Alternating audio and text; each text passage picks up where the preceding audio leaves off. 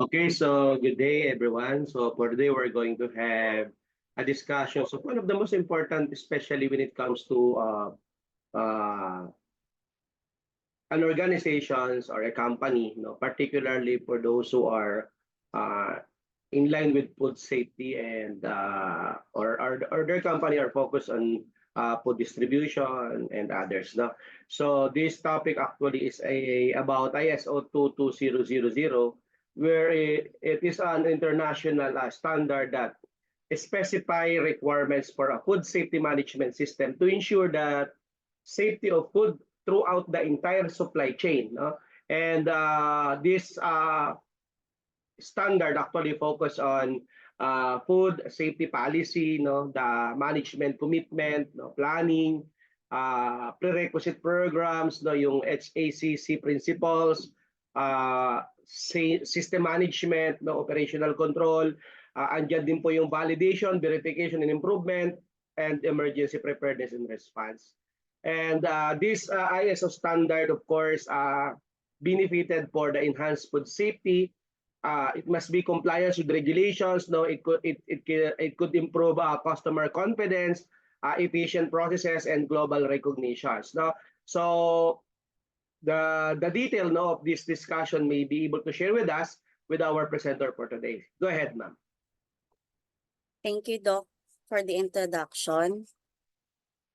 So the agenda for this morning is about the introduction of FSSC 22000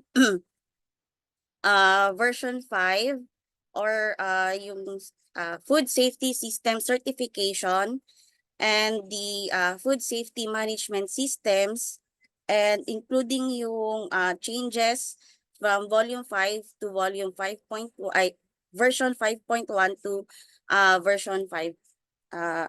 version 5. Then yung additional requirements ng version 5.1. So, introduction to FSSC 22000 version 5.1. It is a series of high-profile international food safety crises, including BSE, dioxin, and listeria was found during 1990s. So, the results showed no consistency and consumer and food industry was low. In May 2000, GFSI, or the Global Food Safety Initiative, a nonprofit foundation, was founded by the food industry leaders. So FSSC 22000, so as what Doc Melo said, it is an international accepted certification scheme based on combination of ISO 22000 sector specific yung prerequisite and FSSC additional requirements.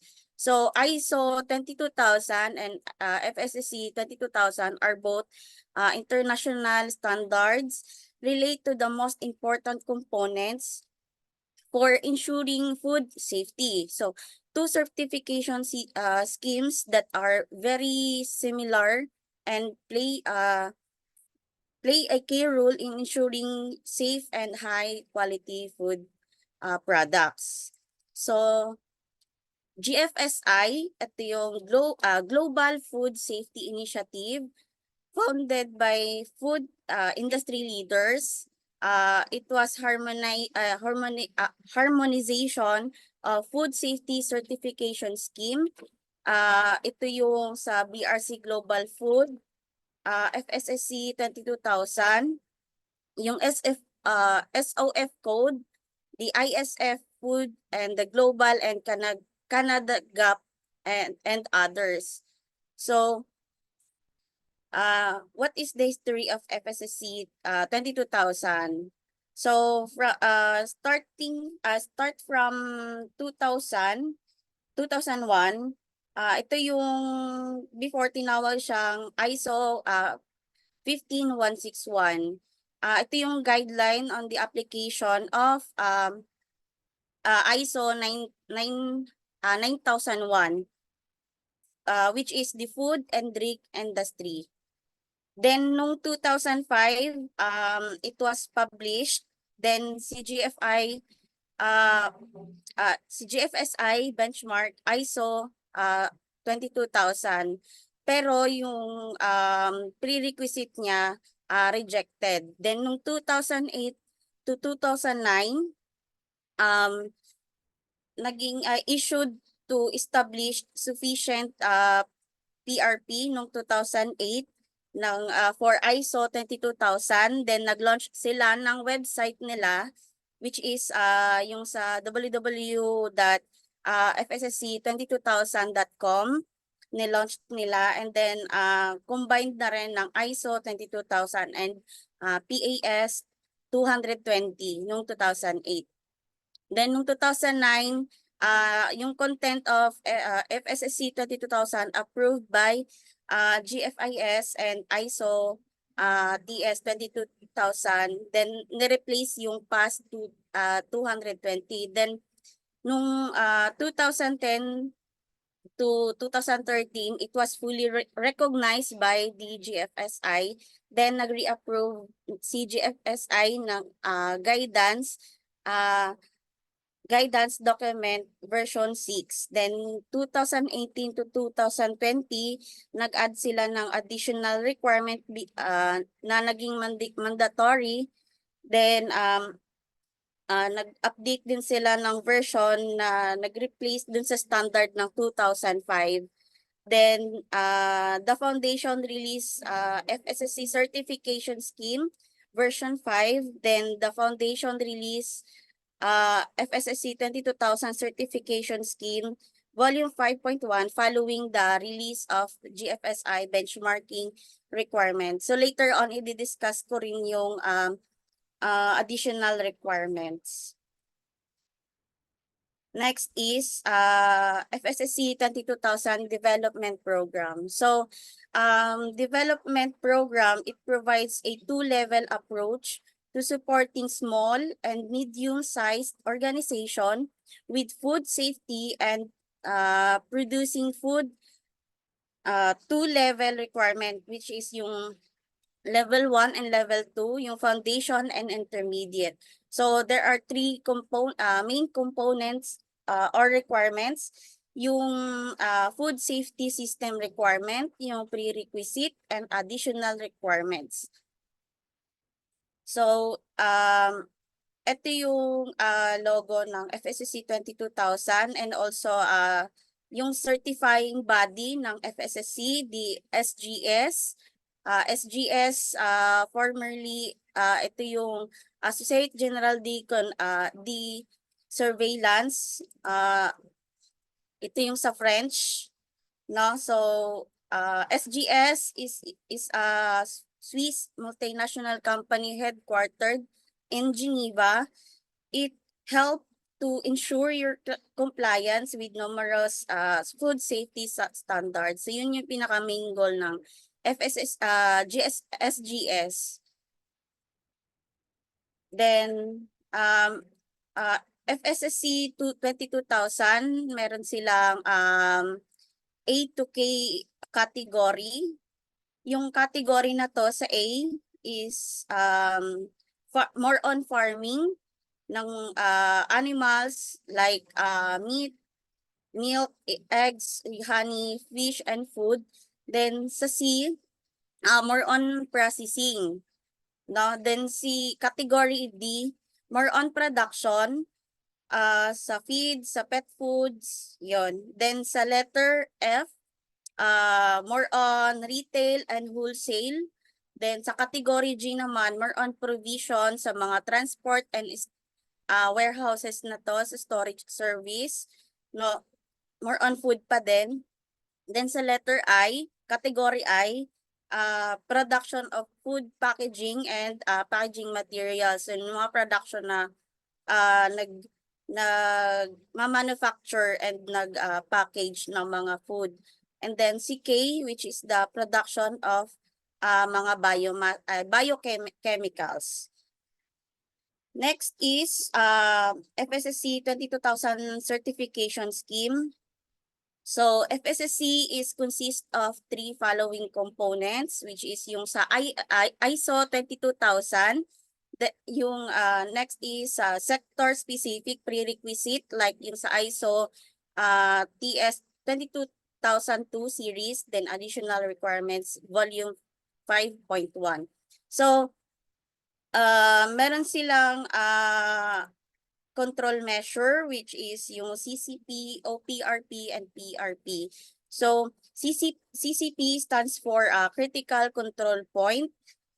Ito yung sa ISO 32000. Ang procedure nito more on food handling preparation that will reduce, eliminate, and prevent hazards. Then sa OPRP naman, it stands for Operation Prerequisite Program.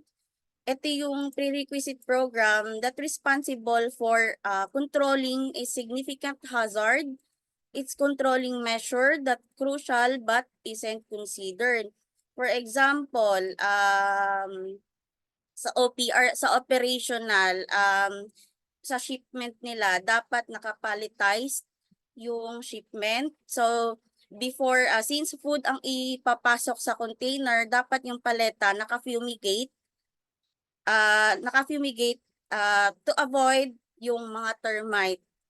No? So, then sa PRP naman, ito yung mga basic hygiene.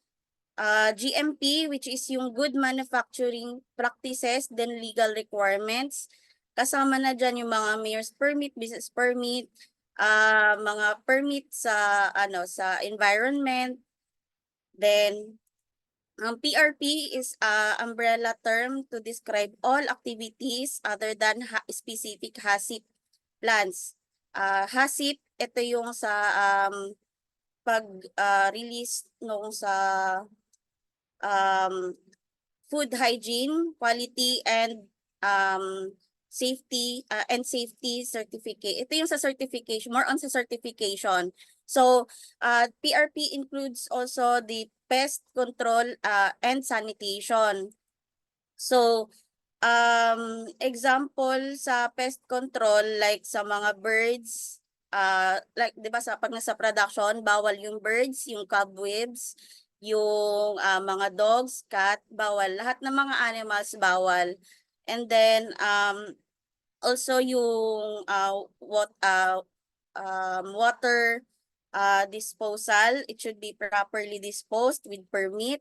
So if wala silang ganon, consider as non-conformance na siya, either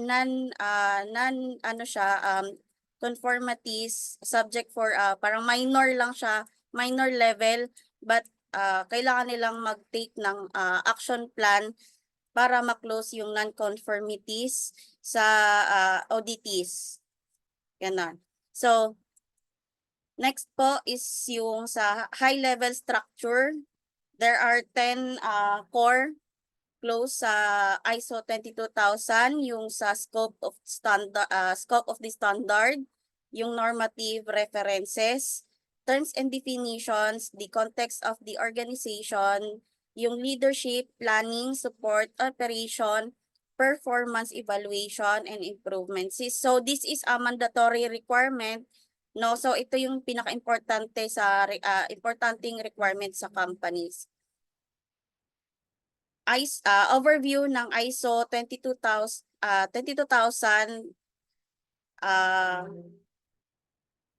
okay. So merong 4 overview: the high level structure, the risk-based approach, yung PDCA cycle, later on i-discuss ko yung PDCA, plan, do, check, action. Then yung operation process, which is yung sa kanina nabanggit ko, the CCP, OPRP, and the PRP. So ISO 22000 is an international standard that outlines the requirements for food safety management system or FSMS. So it aimed at ensuring the safety of the entire food supply chain. So it provides a comprehensive framework for organizations involved in food production, processing, and also yung sa distribution. So sa PDCA cycle, PDCA, Plan Do Check Action, merong sa plan naman meron siyang context, leadership, planning, and support. Then sa operation naman, sa do naman, more on operation. Then sa check, yung sa performance evaluation, then act yung sa improvement and update. So sa PDCA, yung sa plan, more on sa PRPs, prerequisite program, yung sa traceability, emergency preparedness, including yung mga fire extinguisher, yung lahat ng mga preparation for emergency situation. Then hazard analysis, kasama na yung laboratories dito. So mga chemicals, dapat including dun sa plan, sa lahat-lahat ng mga nasa laboratory. Then validation of control, hazard control plan or yung sa CCP and OPRP, then verification and planning. Then sa do naman, more on implementation of financial FS plan and control of monitoring measurement, and also the control of product and process non-conformities. Then sa checking naman, more on monitoring, verification of activities, and analysis of results of verification activities. Then sa act naman, ito yung sa updating preliminary information of sa prerequisite programs and hazard control planning. Prerequisite programs, prerequisite program means it is an umbrella term to describe all activities. So other than specific HACCP plans that affect yung mga food hygiene, quality, safety. So prerequisite programs, it was a foundation of food hygiene safety controls, including yung GMP, good manufacturing product, hygiene, any minimum legal requirements. Then things to consider when establishing, implementing, and maintaining PRPs, yung regulatory requirements, recognized sector or product group codes and of practices and guidelines, and also the customer requirements, yung mga specification ni clients. And then changes from volume 5 to version 5 to version 5.1. So FSSC published new scheme noong 2020. No, ang reason for update is the compliance with the latest GFSI benchmarking requirements. It's part of continual improvement. Then sa GFSI requirement, FSSC scope, yung categories updates and additional requirements. Changes from volume 5 to volume 5.1.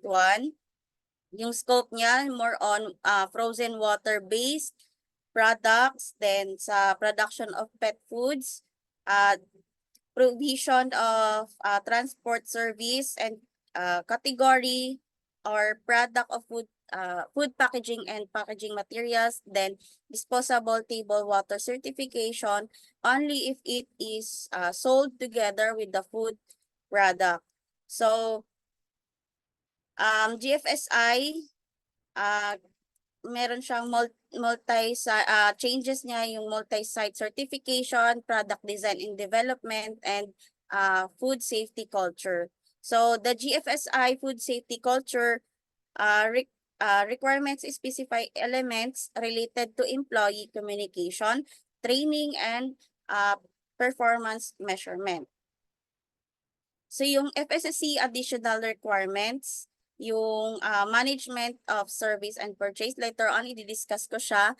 And then product labeling, then yung use of logo, food defense, food fraud mitigation, management of allergens, environmental monitoring, formula of product, transport, and deliveries.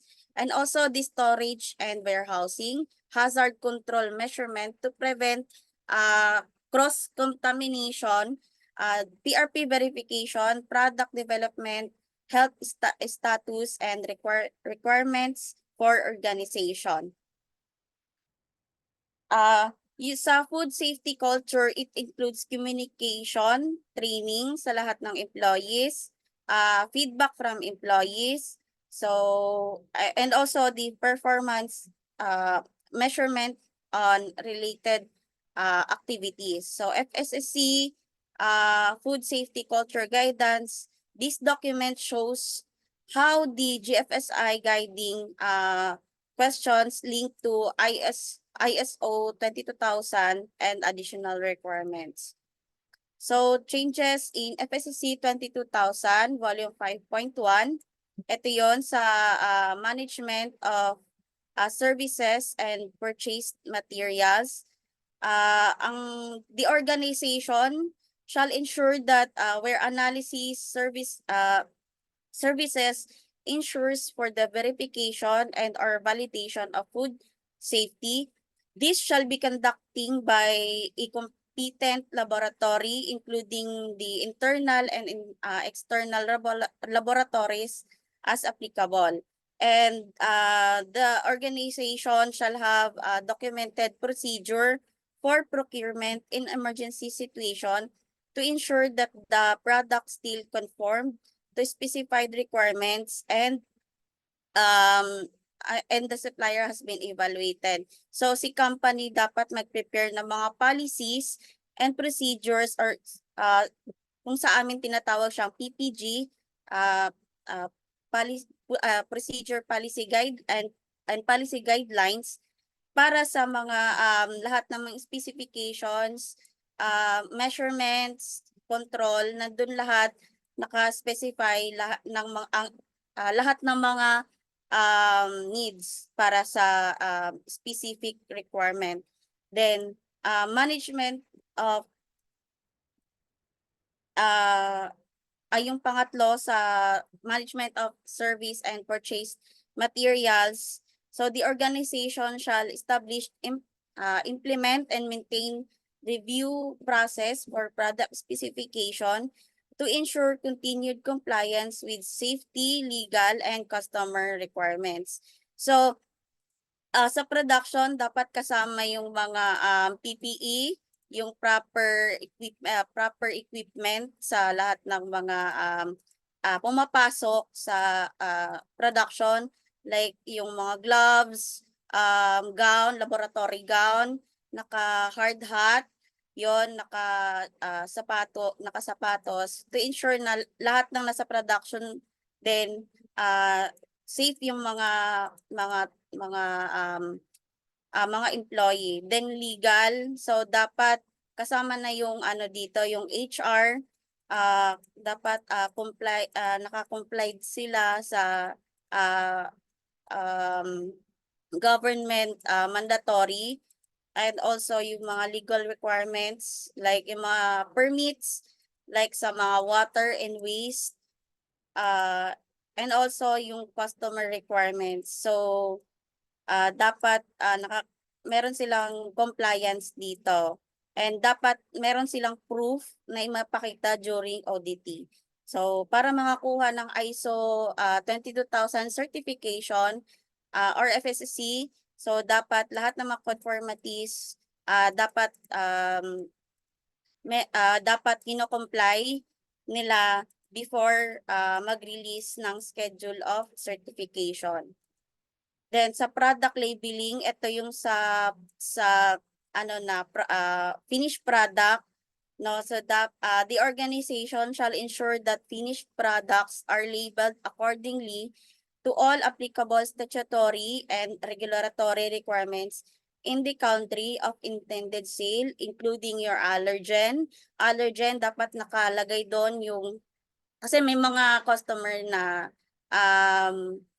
allergy sa food, like yung sa peanuts or sa seafoods, ganon. So dapat including or other chemicals na common na allergies, allergies. And customer specification requirement, Where product is unlabeled, all relevant product information shall be available to ensure the safe use of the food by the customer or the consumer. So before pa ilabas sa production or sa vicinity ng company, dapat i-make sure na lahat ng product merong label and include yung allergen.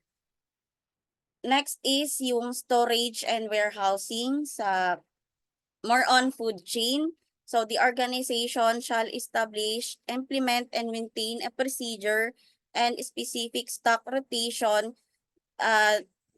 system that includes FIFO. Ito yung first expired, first out principles in conjunction with FIFO requirements, the first in, first out. So dapat si company meron silang monitoring ng expiration date sa lahat ng pino-purchase nila na mga raw materials, including sa finished product. No, so sa pwede siyang sa expiration date naman, pwede siyang ipasok sa SAP para ito yung system na nagmo-monitor ng mga expired na mga raw mats.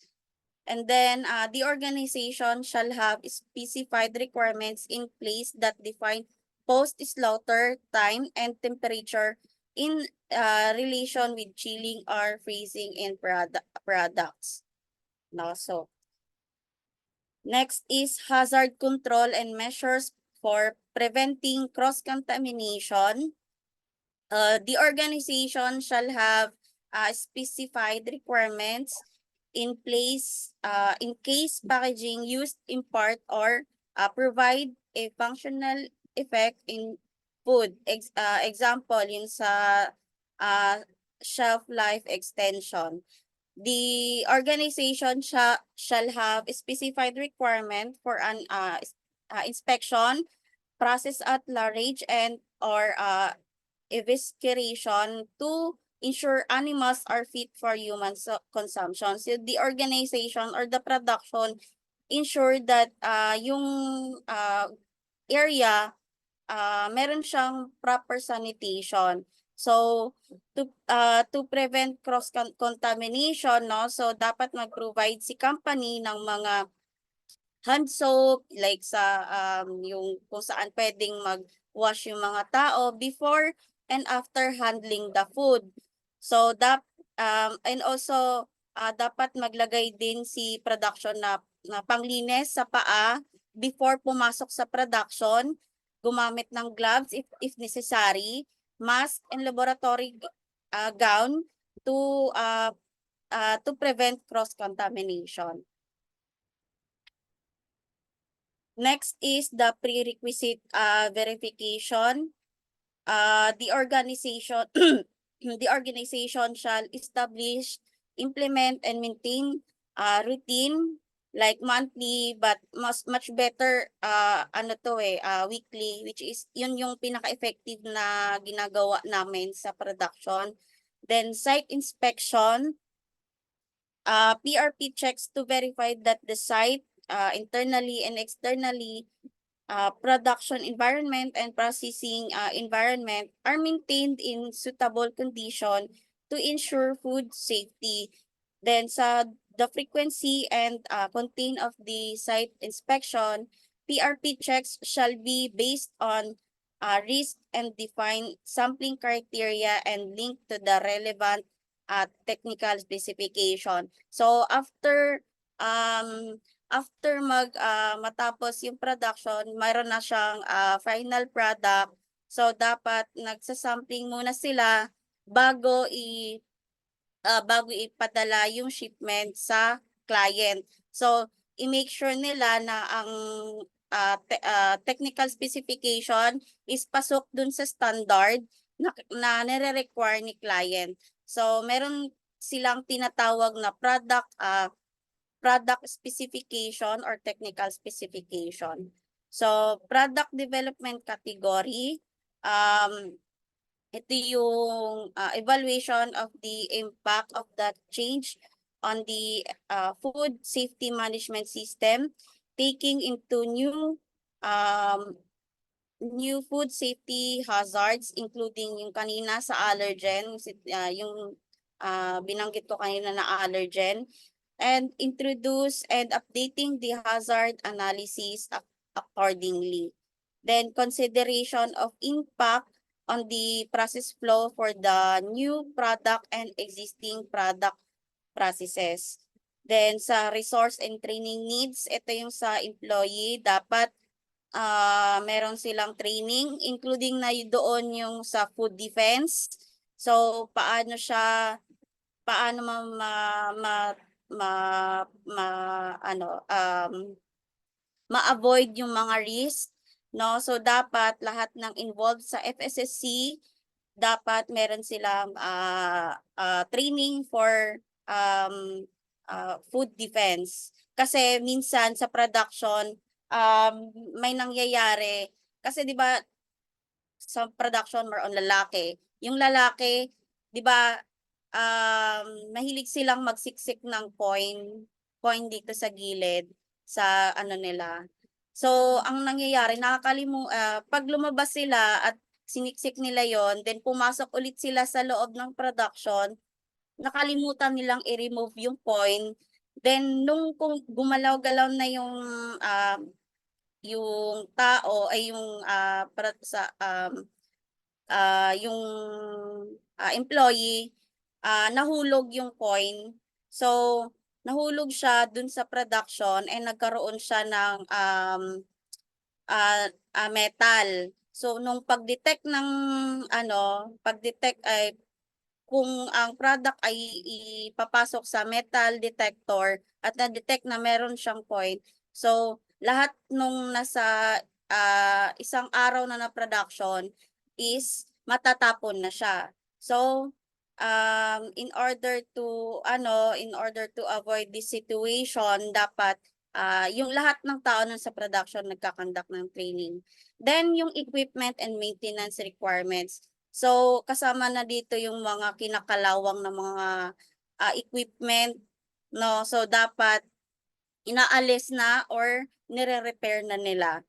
So, the need to conduct production and shelf life trials to validate product formulation and processes are capable of producing a safe product and meet customer requirements.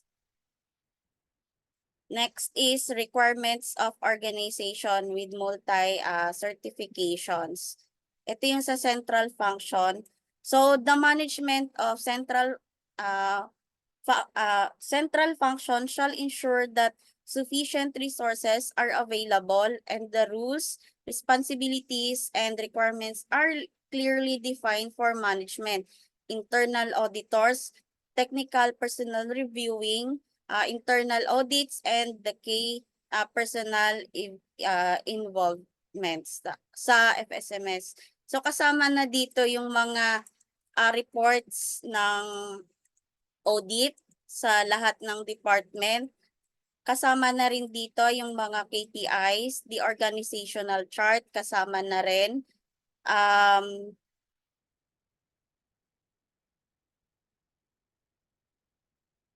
Next is benefits of implementing ISO 22000. So, ISO 22000, it helps the organizations minimize food risk and improve performance as it relates to food safety. Then nag-i-improve yung health and safety, also the customer satisfaction, help meeting regulatory requirement and other standard, and also enhance transparency, as well as the improved response to risk and reduce investigation time. So, kapag si company mas lalong nare-reduce yung risk nito kung nagko-comply sila sa lahat ng requirements ng ISO 22000 and sa food safety management system. So that's all po for my report. Thank you po for listening.